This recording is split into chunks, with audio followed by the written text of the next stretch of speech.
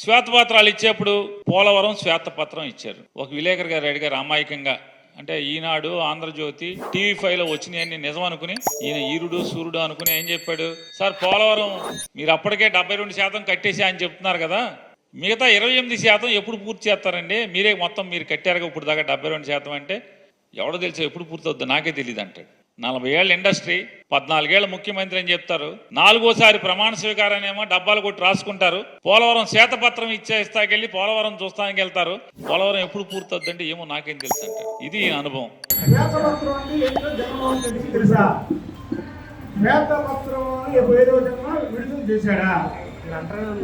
ఎందుకంటే జగన్మోహన్ రెడ్డి ప్రజల ధనాన్ని దోచుకుని దొంగ కాబట్టి ప్రజలకి లెక్కలు చెప్పవడు చూపించడు.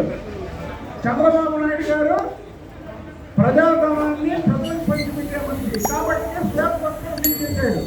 శ్వేతపత్రం అంటే ఏంటో అర్థం తెలియదు జగన్మోహన్ రెడ్డి, శ్వేతపత్రం అంటే ఏంటో తెలియని పేరున్నది చంద్రబాబు గారు గురించి శ్వేతపత్రం విడుదల చేసిన దాని గురించి మాట్లాడుతున్నారు.